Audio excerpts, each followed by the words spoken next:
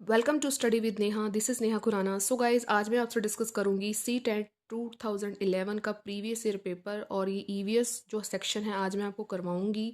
और इस सेक्शन ये वाला जो सेक्शन है बहुत ज़्यादा इंपॉर्टेंट है। 30 आउट ऑफ 30 आप जो है ला सकते हैं और प्रीवियस ईयर तो हमने करके जाने ही होते हैं। तो ये वीडियो ज़रा सा भी आपको अच्छा लगे तो प्लीज़ लास्ट में आप लाइक शेयर एंड सब्सक्राइब ज़रूर करके जाइएगा। बाकी के सेक्शन भी मैं आपको बहुत जल्दी जल्दी करवाऊँगी। चलिए गाइस, जो वीडियो है हम अपनी शुरू करते हैं EVS के साथ। यस, दत्त कार्य के संबंध में निम्नलिखित में से कौन सा कथन सही है? तो मैं आपको बता दूं, चार ऑप्शन आप पढ़ लीजिए और जो इसका राइट ऑप्शन है वो है डी। यहाँ पर अवसर प्रदान करने वाली बात आ गई है। ऑप्शन में अगर आपको अवसर प्रदान कहीं भी बात आ जाए तो वो क्या होगा? हमारा करेक्ट ऑप्शन होगा बिना देखे। ठीक है, तो डी ऑप्शन इज करेक्ट। चलिए आगे बढ़ते हैं। पर्यावरण अध्ययन की कक्षा में सरल प्रयोग और निर्देशन किए जा सकते हैं। अब देखिए यहाँ पर भी आप जो है ऑप्शन को पढ़ लीजिए। अब जो इसमें राइट ऑप्शन है वो है बी। यहाँ पर देखिए कि यहाँ पर स्वयं सीखने की बात हो रही है। स्वयं जब बच्चा कुछ कार्य करता है तो जो है अवलोकन भी कर पाएगा, कौशल भी तैयार कर पाएगा। जो खुद से चीज़ें होती हैं ना वो बहुत बढ़िया होती हैं। 63, दुर्गा एक गांव में रहती है और लकड़ी या गोबर के उपले का ईंधन इस्तेमाल करते हुए चूल्हे पर खाना पकाती है। पिछले 3 महीनों से उसे तेज खांसी आ रही है, तो इसका कारण क्या हो सकता है? देखिए चार ऑप्शन। तो गाइस, इसका जो राइट ऑप्शन है वो है सी, कि जलते हुए ईंधन से क्या हुआ कि उत्पादित काला धुआं जो उसके श्वसन नली में क्या हुआ, जम गए, तो इसलिए उसको बहुत ज़्यादा खांसी आ रही थी। ठीक है, चलिए आगे बढ़ते हैं। एक विद्यालय ने राजस्थान के लिए कक्षा 5 के बच्चों को ये शैक्षणिक भ्रमण की योजना बनाई और भ्रमण के दौरान बच्चों से आपकी क्या अपेक्षाएं होंगी? आनंद उठाना चाहिए चीज़ के बारे में बिना कोई प्रश्न पूछे, उन्हें ध्यान से अवलोकन करना चाहिए, टिप्पणियां दर्ज करनी चाहिए, बाकी बच्चों तथा शिक्षक के साथ उनके अवलोकन को बांटना चाहिए, यदि उनके कोई प्रश्न हो तो उन्हें दर्ज कर लेना चाहिए, घर पहुंचने के बाद अभिभावकों से पूछना चाहिए। तो guys, C option is correct. कि क्या है इसमें? कि उन्हें ध्यान से अवलोकन करना चाहिए। जब अगर वो बाहर गए तो उनको ध्यान से देखना चाहिए, उसकी टिप्पणियां दर्ज करनी चाहिए और क्या करना चाहिए, जो बाकी बच्चे और शिक्षक हैं उनके साथ जो अवलोकन दोनों ने किया है तो उनको क्या करना चाहिए? बांटना चाहिए। चलिए आगे बढ़ते हैं। रानी अपने घर का कूड़ा नीचे दर्शाए गए तरीके से दो ढेरियों में अलग अलग करती है। मैं आपको बता दूं कि अगर मैं चार ऑप्शन फटाफट पढ़ती हूँ ना तो उसमें आपका ही है, क्योंकि बहुत कम टाइम रह गया, हम एक पे फोकस करते रहेंगे ना तो बहुत टाइम वेस्ट होता है। तो इसलिए मैं फटाफट ही वीडियो बनाऊंगी।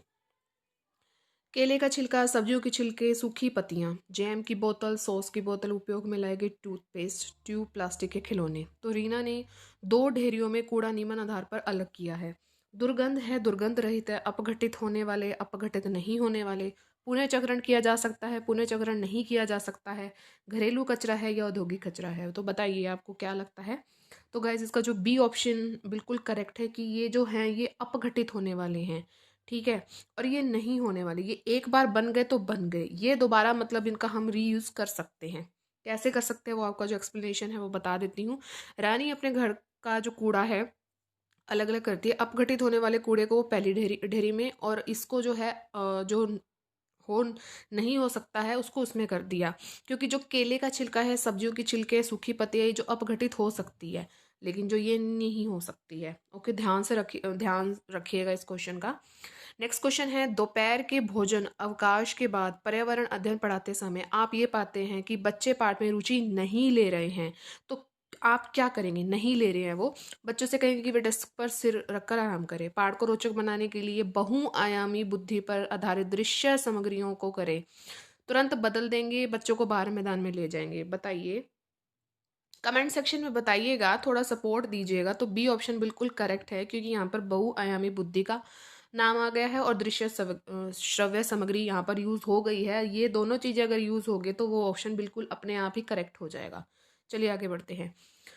पर्यावरण अध्ययन के शिक्षक के रूप में आप बच्चों को चिड़ियाघर ले जाने की योजना बनाते हैं। आप बच्चों को निम्नलिखित में से कौन सी गतिविधि करने की अनुमति नहीं देंगे? ठीक है, आप उनको चिड़ियाघर ले गए हैं और योजना बना ली और क्या करनी, कौन सी गतिविधि उनको नहीं करने देंगी? पहले तो देखिए, जो करने देंगे, चिड़ियाघर के विभिन्न जानवर कौन सा भोजन खाते हैं ये पता लगाना करने देंगे। चिड़ियाघर में जिन जानवरों को वो देखें उनकी फोटो एकत्रित करना, ये भी करने देंगे। चिड़ियाघर में उनको उन्होंने जो देखा उसको चित्र बनाने के लिए उनकी ड्राइंग कॉपी के साथ ले जाना, ये भी कहेंगे। चिड़ियाघर के जानवरों को बहुत सारी खाने की सामग्री ले जाना, ये कोई तुक नहीं बनाता कि उनके लिए सब चीज़ें आप ले जाओगे, तो डी ऑप्शन यहाँ पर बिल्कुल करेक्ट है। चलिए आगे बढ़िएगा। और मैं आपको कहूँ कि वीडियो अगर पसंद आ रहा है ना, आप लाइक कर दीजिए, क्योंकि बहुत जल्दी करवा रही हूँ मैं। बीज अंकुरण की अवधारणा को इस तरह सबसे बेहतर तरीके से पढ़ाया जा सकता है कि अंकुरित बीजों की फोटो ले लो, ठीक है, कक्षा में अंकुरित बीजों को दिखाना और अंकुरण की प्रक्रिया को भी स्पष्ट करना, और बोर्ड पर चित्र बनाते अंकुरण के चरणों को प्रदर्शित करना, बीज बोने, अंकुरण के विभिन्न चरणों का अवलोकन करने, उनका चित्र बनाने की गतिविधि को क्या करोगे, बच्चों के लिए निष्पादित कर देना। तो गाइज ये देखिए, जब हम ऑप्शन पढ़ रहे थे ना, तो बी ऑप्शन इसमें करेक्ट लग रहा था। क्यों लग रहा था? क्योंकि इसमें हमने बीजों को दिखा दिया और प्रक्रिया को भी दिखा दिया, लेकिन यहाँ पे उन्होंने क्या किया, जो चरण है उनका अवलोकन भी किया, चित्र भी बना दिया और बच्चों को निष्पादित करने के लिए भी कह दिया। तो ये सबसे बेहतर ढंग है, ठीक है। चलिए, D option is correct. Meera और दिव्या छोटी लड़कियां हैं। मीरा समोसे, कटलेट, डबल रोटी खाना जो पसंद करती है। दिव्या ऐसा भोजन बिल्कुल भी ऐसा पसंद करती है जिसमें लौह तत्व की कमी है। तो मीरा और दिव्या को निम्नलिखित बीमारियों में से कौन सी बीमारियां होंगी? स्कर्वी और एनीमिया, ठीक है, एनीमिया और रतौंधी, मोटापा और एनीमिया, मोटापा और स्कर्वी। तो मैं बता दूं, जहां भी आपको लौह तत्व की बीमारी लगे तो वो तो एनीमिया ही होता है। अब ये सारी की सारी मोटापे वाली चीज़ें हैं कि कटलेट हो गया, समोसे हो गए, तो डबल रोटी, तो वो मोटापे का ही लक्षण है ना, तो सी ऑप्शन यहाँ पर करेक्ट है। चलिए आगे बढ़ते हैं। नींबू साधारण पानी में डूब जाता है लेकिन नमकीन पानी में तैरता है। साधारण पानी में क्या होता है, वो डूब जाता है, और नमकीन पानी में तैरता रहता है, क्योंकि नींबू का घनत्व नमकीन पानी में कम हो जाता है। नमकीन पानी का घनत्व साधारण पानी के घनत्व से अधिक होता है। साधारण पानी का घनत्व नमकीन पानी के घनत्व से कहीं अधिक होता है, और नींबू का घनत्व नमकीन पानी में अधिक हो जाता है। तो राइट ऑप्शन इज बी, कि नमकीन पानी का घनत्व जो साधारण पानी है उसके घनत्व से बहुत अधिक होता है, तो इसलिए वो तैर जाता है। ठीक ठीक है, नमकीन पानी में तो वो तैरता है, और नींबू जो साधारण पानी में क्या होता है, डूब जाता है। तो बी ऑप्शन इज करेक्ट। थोड़ा सा कंफ्यूजिंग वाला है ये क्वेश्चन। पके हुए चावल रेफ्रिजरेटर में अपेक्षाकृत लंबे समय तक परिरक्षित किए जा सकते हैं, क्योंकि रेफ्रिजरेटर में कुछ ऐसे रसायन होते हैं जो रोगाणु को नष्ट कर देते हैं। कम तापमान पर रोगाणु जो निष्क्रिय हो जाते हैं, रोगाणु कम तापमान पर नष्ट हो जाते हैं। कम तापमान पर भोजन का जो नमीकरण तत्व घट जाता है, तो कम तापमान पर जो रोगाणु होते हैं गाइस, वो निष्क्रिय हो जाते हैं। इसीलिए वो पके हुए चावल जो है रेफ्रिजरेटर, यानी कि रेफ्रिजरेटर में क्या होते हैं, लंबे समय तक हम उनको रख सकते हैं। तो बी ऑप्शन इज करेक्ट। चलिए आगे बढ़ते हैं फटाफट। रक्त की जांच द्वारा किसकी उपस्थिति से मलेरिया की पहचान हो सकती है? लाल रक्त कोशिकाओं में मलेरिया परिजीवी प्लाज्मोडियम, रक्त में क्षतिग्रस्त यकृत कोशिकाएं, रक्त में मच्छर के लार्वे, या लाल रक्त कोशिकाओं के में मच्छर के अंडे। तो ए ऑप्शन इसमें करेक्ट है कि लाल रक्त कोशिकाओं में मलेरिया परिजीवी जो प्लाज्मोडियम है ना, तो उससे हम जान सकते हैं कि इसको बंदे को मलेरिया है या नहीं है। तो ए ऑप्शन इज करेक्ट। पर्यावरण अध्ययन की कक्षा में अवधारणाओं को स्पष्ट करने के लिए कविताओं और कहानी जो कथन का प्रयोग जो है करना। अब देखिए 73 का क्या हमारा राइट आंसर होगा। तो सी है कि स्थानीय और विश्व स्तर पर संसार की प्रकृति को खोजने और कल्पना करने की योग्यता का विकास करने में क्या करता है, मदद करता है।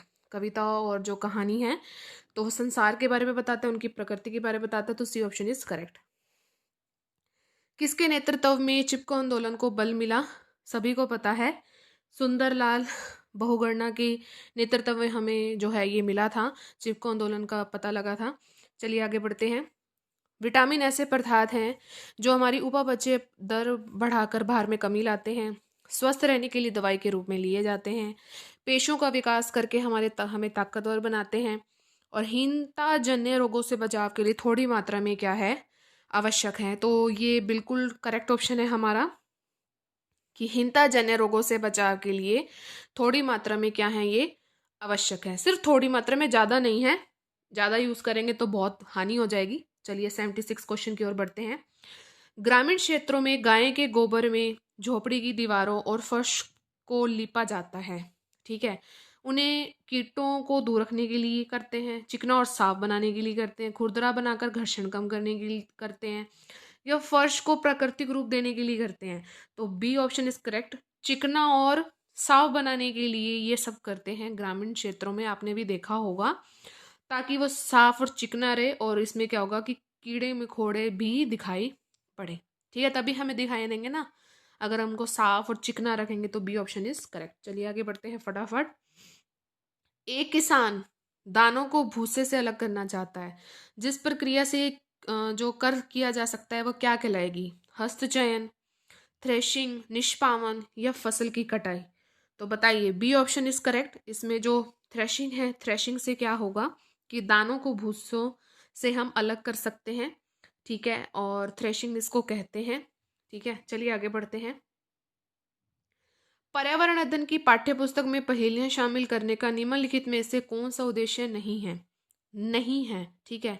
पहले तो वो देखेंगे जो है, सृजनात्मक चिंतन की योग्यता और उत्सुकता को विकास करना, बच्चों में आलोचनात्मक चिंतन शक्ति का विकास करना, तर्कणा शक्ति का विकास करना, या बच्चे के मस्तिष्क को भ्रमित कर दो और उन्हें भ्रम का आनंद जो है आनंद उठा ले वो। ठीक है, तो डी ऑप्शन करेक्ट है।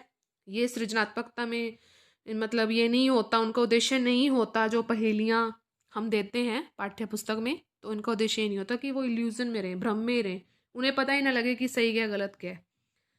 79 क्वेश्चन। पर्यावरण अध्ययन की कक्षा में बच्चों के व्यक्तिगत अनुभवों को महत्व देना शिक्षक को लाभ पहुंचाता है उसकी ऊर्जा बचाने में, क्योंकि बच्चे बातचीत करना पसंद करते हैं, बच्चों के विशिष्ट अनुभव को जानने में, बच्चों की भाषा और संप्रेषण कुशलताओं को सुधारने और परिमार्जित करने में, विमर्श को बच्चों के अनुभव संसार से जोड़ने और विमर्श व सीखने को बढ़ावा देने में। तो डी ऑप्शन बिल्कुल करेक्ट है कि अनुभव संसार है, उससे जुड़ा हुआ है, और विमर्श को हमने क्या दिया, विचार विमर्श होता है, उसको हमने बढ़ावा दे दिया। तो डी ऑप्शन इज करेक्ट। बच्चों को विभिन्न प्रकार के ईंधनों से परिचित करने के लिए क्या करेगा एक शिक्षक? एक लघु फिल्म दिखाने के साथ खाना पकाने के लिए इस्तेमाल होने वाले संभावित ईंधन के प्रकारों में बच्चों के साथ चर्चा करेगा। चार्ट पर ईंधनों के चित्र प्रदर्शित कर सकता है, गलत। बच्चों से विभिन्न प्रकार के ईंधनों की सूची बनाने के लिए कह सकता है। कक्षा में कुछ ईंधनों के नमूने दिखा सकता है। लघु फिल्म ही दिखा देगा, बढ़िया हो जाएगा, लघु फिल्म ही दिखा देगा वो, और इस तरह उसकी कहानी बन जाएगी। चलिए आगे बढ़ते हैं। 81। वीडियो पसंद आ रहा है तो प्लीज़ अब लाइक ज़रूर कर दीजिएगा। थोड़ा हड़बड़ाहट रही हूँ क्योंकि बेटी उठ गई थी, तो इसी वजह से। सबको पता है, जो मेरे पुराने व्यूअर हैं और जो मेरे सब्सक्राइबर हैं, कि इतनी जल्दी वीडियो बनाती हूँ मैं। मानचित्र पढ़ने के लिए आवश्यक कौशल में क्या शामिल है? स्थान, दूरी और दिशाओं की सापेक्ष स्थिति को समझने की योग्यता। मैं कहती हूँ फर्स्ट ही होगा ये तो, कि हमें यही चाहिए। हम मानचित्र इसलिए पढ़ते हैं कि ये इन चीज़ों का हमें बोध हो जाए। ड्राइंग और पेंटिंग, ग्लोब कुछ नहीं है। ठीक है, चलिए आगे बढ़ते हैं फटाफट। यह देखा गया है कि पाचन क्रिया बाहर की अपेक्षा आमाशय के अंदर अधिक तेजी से होती है। क्रिया बाहर मतलब कम होती है और आमाशय में बहुत जल्दी होती है, क्योंकि आमाशय के अंदर भोजन का मंथन होता रहता है। ठीक है, जिससे उसकी सतह का क्षेत्रफल बढ़ जाता है और एंजाइमों की क्रिया तेज हो जाती है। पाचक रस आमाशय के अंदर अम्लीय होते हैं, बार व क्षार होते हैं। आमाशय के अंदर भोजन की उपस्थिति में पाचक रस का उत्पादन बहुत ज़्यादा होता है। पाचक रस जब आमाशय के जो बाहर रखते हैं तो क्या होगा, निष्क्रिय हो जाते हैं। तो ए ऑप्शन बिल्कुल करेक्ट है कि आमाशय के अंदर क्या होता है कि भोजन होता है, उसका मंथन होता रहता है। अब मंथन हुआ, उसका क्षेत्रफल बढ़ा, अब जो एंजाइम होंगे उसमें उनकी क्रिया भी तेज हो जाएगी, क्योंकि उनको कहेंगे स्पेस मिल गया है। ठीक है, तो ए ऑप्शन इज यहाँ पर करेक्ट। चलिए आगे बढ़ते हैं। पर्यावरण अध्ययन की पाठ्य पुस्तक में रेलवे टिकट का एक नमूना दिखाना बच्चों को वास्तविक जानकारी से अंतर्ज्ञान कराना का अवसर देता है, साथ ही अवलोकन की कुशलता का विकास करता है। ए ऑप्शन इज करेक्ट, क्योंकि यहाँ पर वास्तविक जानकारी आ गया, बाकी के जो ऑप्शन देखने का कोई तुक्की नहीं बनता। तो A option is correct. 84 question. निम्नलिखित कथनों में से प्राथमिक स्तर पर पर्यावरण अध्ययन पढ़ाने का उद्देश्य नहीं है। आप पहले देख रहे, जो उद्देश्य है जीवन और पर्यावरण से सड़क को रखने, ये है। प्राकृतिक व सामाजिक वातावरण के उसके जाने, ये भी है। बच्चों पर आकलन के लिए शब्दावली और जो बोझ डालना, इसका आंसर तो डी ही होगा। बाकी हम सी भी पढ़ लेते कि बच्चों को खोजने की क्रियाओं में लगाना, व्यवहारिक क्रियाएं करवाना, संज्ञानात्मक और मनचालक जो है कौशलों में विकसित करना। ठीक है, ये बाकी जितने भी हैं प्राथमिक स्तर पर, ये सभी उद्देश्य हैं और ये पर नहीं है, मगर डी ऑप्शन इज करेक्ट, क्योंकि नहीं पूछा है। चलिए, भैंस की पीठ पर अक्सर बगुला पक्षी बैठा दिखाई देता है। ऐसा इसलिए होता है क्योंकि बगुला घास में पाए जाने वाले कीट खाता है, भैंस की पीठ पर बैठकर गाना पसंद करता है, उड़ने के बाद थोड़ा आराम करता है और भैंस की पीठ पर परजीवी कीट खाता है। तो इसलिए ये जो डी ऑप्शन है बिल्कुल करेक्ट है, क्योंकि उसको अपना मतलब है। तो भैंस की पीठ पर बैठकर जो है ना बगुला, वो परजीवी कीट खाता है, इसलिए वो बैठता है। तो डी ऑप्शन इज करेक्ट। चलिए आगे बढ़ते हैं फटाफट। निम्नलिखित में से कौन सा प्राथमिक विद्यालय में पर्यावरण अध्ययन पढ़ाने का उद्देश्य निरूपित है? विद्यालय में बच्चों के अनुभव को बाहरी जीवन से जोड़ना। ठीक है, यही मुझे लग रहा है, क्योंकि बाहरी दुनिया से जोड़ना आ गया ना, तो ए ऑप्शन इज करेक्ट। ठीक है, बाकी के ऑप्शन शब्दावली परिभाषाओं ये तो कहीं से भी तकनीकी शब्द सब जो है नेगेटिव हैं, तो ए ऑप्शन यहाँ पर बिल्कुल करेक्ट है। क्वथन, जिसको उबलना कहते हैं, और वाष्पीकरण में क्या अंतर है? क्वथन में द्रव से वाष्प में परिवर्तन देखा जा सकता है, जबकि वाष्पीकरण देखा नहीं जा सकता। क्वथन से जल की जो है अवस्था जो है बदल दी जाती उबलने से, जबकि वाष्पीकरण में नहीं होता है। वाष्पीकरण किसी भी तापमान पर हो सकता है, जबकि क्वथन नहीं हो सकता। क्वथन से द्रव का जो आयतन कम हो जाता है। तो गाइज इसका जो राइट ऑप्शन है वो है सी, कि वाष्पन जो वाष्पीकरण होता है वो किसी भी तापमान पर हो सकता है, जबकि क्वथन नहीं हो सकता। वाष्पीकरण किसी भी तापमान पर हो सकता है, लेकिन जो कथन है जिसको उबालना है वो सिर्फ और सिर्फ 100 डिग्री सेल्सियस पर ही होता है। ठीक है, ये आपको ध्यान रखना। तो सी ऑप्शन इज करेक्ट। चलिए आगे बढ़ते हैं 88 क्वेश्चन की ओर फटाफट।